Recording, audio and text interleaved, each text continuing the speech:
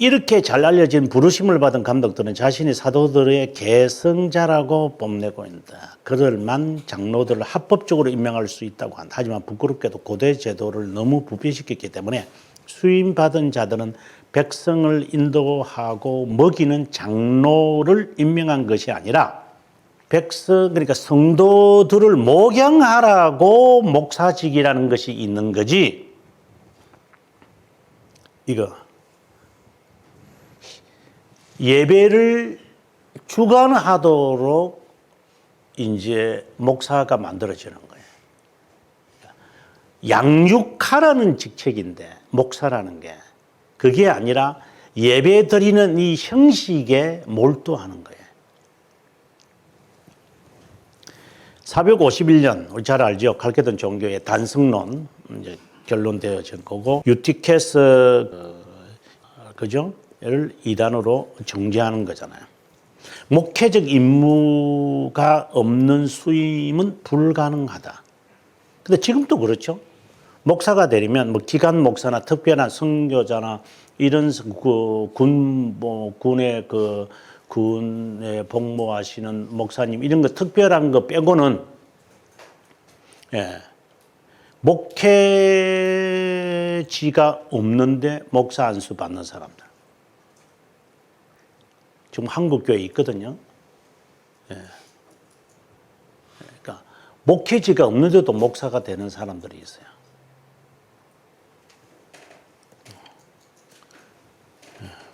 아니 목회지가 있는데 목사가 되는데 목회지가 사라져버렸다. 그럴 수는 있죠. 그러면 목회지 이제 만들어야 되겠지만 목회지가 없는데 목사부터 되는 사람들. 정말 이상한 이 흐름. 그게 교회의 부패를 지금 만들고 있다. 이렇게 보면 되죠. 그래서 목회지가 없는데 목사가 되지 말고 목회지가 있을 때까지 그 사람은 목사직 받으면 안 되죠. 그 다음 그 이유는 뭐냐. 직무를 실행해야 하는 자에게만 수임을 해야 한다는 것이다.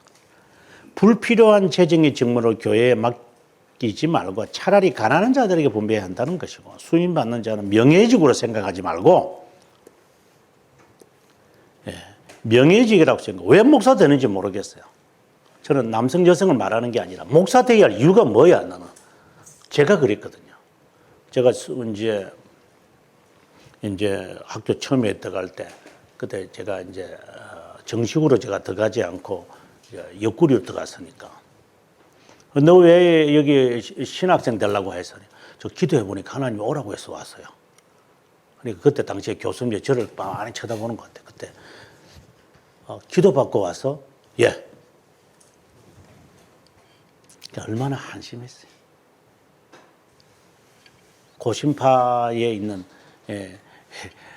저는 합동파인데 이제 학교는 앞에서 가가지고 신학교 면접 시험 칠 때 너 왜 신학교 오려고 왔냐? 하나는 기도 받고 왔습니다. 언제? 중3 때요. 참, 제 얼굴을 보는 겁니다. 제 얼굴을 말하는 겁니다. 근데 이런 데 이게 돼가대요 보니까 여러분. 그때 그 교수님 나중에 제가 교수 되고 나는데 인사드리러 갔더만 자네구나. 그때 기도받고 목사 되겠다는 증거리. 그 약속 지키라고 왔습니다니까. 그때 합격시켜 주셔서 고맙습니다. 이랬죠. 그 다음에 보면 로마 가톨릭 권위자들은 이 말입니다. 이거 수의원으로 생각합니다.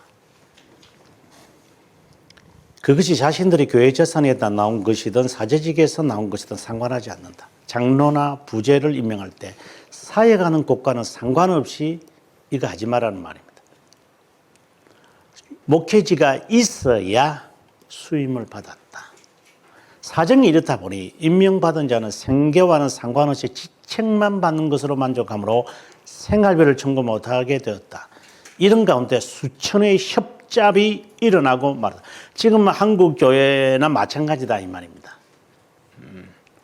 저는 개인적으로 저희 교단 신문에서 기자가 와서 교수님은 지금 교수직구 있으면서 지금 개척교회도 하시는데 하나 질문 던지다 그래서 질문 던져봐라고 하니까 목사직을 하면서 다른 직책을 그러니까 다른 직업을 갖는 걸 어떻게 생각하십니까? 해서 그거 내한테 묻지 말고 사도 바울한테 물으라고 그랬어요.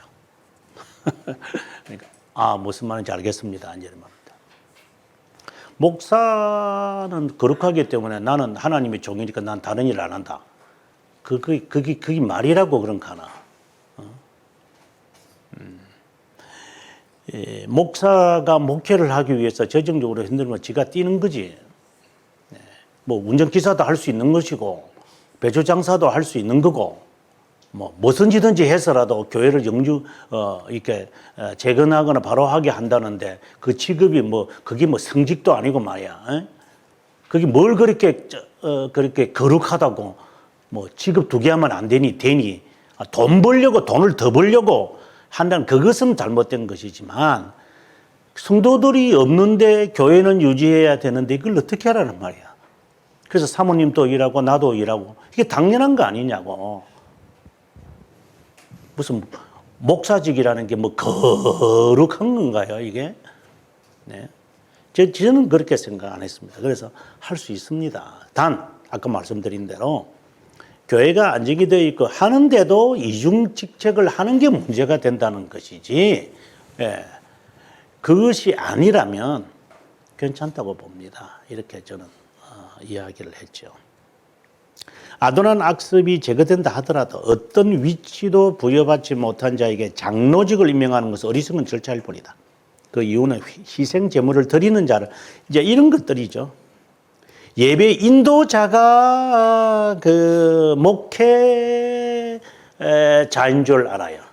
지금 한국교회 그 목사님들이나 부교육자 찾는 그 조건들을 보시면 알아요. 운전기사 1급 이상 이라고. 음악 연주할 줄 알아야 돼. 이라고. 물론 그게 있어야 되겠지만 그건 별로 중요한 게 아니에요. 그는요. 제가 부교육자일 때도 그랬어요. 일정 면허 있나?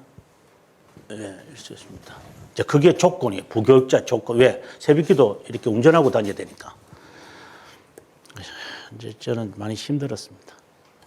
장로의 합법적 수임은 교회 정치를 위한 것이고 집사 부제들은 구제를 위한 것이다. 호화스러운 의식들로 이런 행위를 숨기고 단순한 과시로 단순한 자들로부터 존경을 유발시키고 있다. 확실하지도 않은 진실하지도 않은 이런 꾸밈들이 건전한 정신을 가진 자에게 무슨 효과를 발휘할 수 있을까? 이런 것들을 해서 사람들로 하여금 존경을 받는 하나의 수단들이 되어지는 것이지.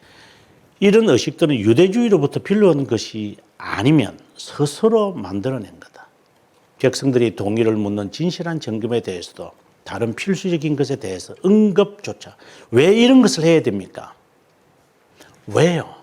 꼭 해야 됩니까? 그것에 대한 답이 없이 그냥 하니까 하는구나 이런 것들이라는 거죠.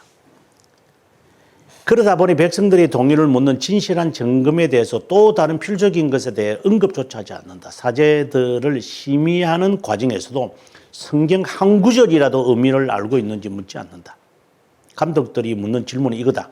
이 사람이 합당하다고 생각합니까? 예. 부제들이 대답은 인간의 연약함이 허용되는 한 나는 그들이 가치 있다는 것을 알고 증거한다. 이런 행위들은 하나님을 모독하는 것 뿐입니다. 근데 이제 여기에 하나의 예외를 둬야 된다고 봐요. 지금 저 사람이 저렇게 불안하더라도 저 사람이 나중에 올바른 자가 될 수 있을 것이라는 가능성이 있다면 더 해줘야 돼. 그 가능성 때문에 이제 목회지가 없거나 자격이 없거나 아직 불완전한 사람을 줄 수는 있겠죠. 근데 그걸 어떻게 알 수 있는지 모르겠어요. 성직록 수여. 이게 성직록 수여라는 게 이제 지금도 로만 가톨릭이 하고 있는 거죠. 돌아가실 때까지 월급 받는 거죠. 사제직 수여권을 가진 감독은 명예직뿐만 아니라 실제로는 다른 자들이 주었습니다. 수여 조건으로 성직 매매 없이 이루어진 것은 1%도 안 됩니다. 어떤 자는 부모 배경, 친척 배경으로 아첨함으로 받습니다. 이게 로만 가톨릭이 하고 있는 것입니다. 그래서 제가 세습 제도라는 말을 하는 겁니다. 수여하는 목적이 뭐냐? 이거기 때문에 내 가문에 이런 것. 교회의 유익함이 아니었습니다. 어린아이에게 수여하는 일이 있었다. 10살짜리도 교황이 되잖아요. 일반 신자들의 방종이 아무리 부패와 무법이 난무했어도 이 정도는 아니다. 한 사제가 5개, 6개 교회를 다스리는 도로 임명을 받거나 군주들의 법정의 세계 수도 원장직 이런 것도 많았다. 모든 비난으로부터 벗어나기 위해 교회 이름으로 이런 가증하고 추악한 일들을 덮어버리고 맙니다. 교회 이름으로 그냥. 이런 범죄들 가운데서도 신성한 개성권을 자랑하면서 교회는 파멸되지 않는다고 주장한다.